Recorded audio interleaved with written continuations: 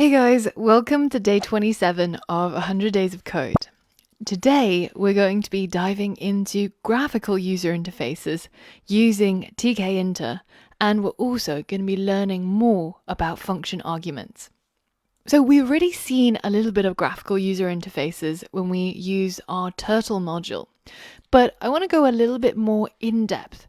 And I want to show you one of the most popular ways of creating a graphical user interface. For example, a program like this in a separate window. And we're going to be using the inbuilt tkinter module to do this. So we're going to learn how to create labels, how to create buttons, how to respond to those button clicks, as well as things like text inputs and how to lay out and design your programs.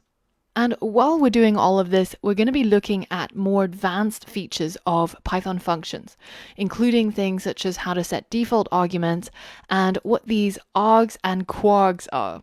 So a way of being able to pass an undefined amount of inputs into a function. And we'll apply these advanced concepts to build a unit converter program using tkinter. This program is going to help us convert miles to kilometers or liters to gallons or whatever little conversion that you might often use. For example, let's say that I ran 10 miles and I want to know how many kilometers that is.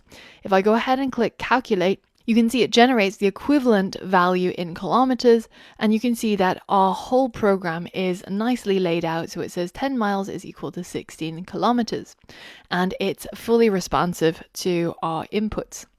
This is what we're going to be making as our project, a fully fledged Python graphical user interface program that uses our Python code. So once you're ready, head over to the next lesson and let's get started by learning a bit more about tkinter.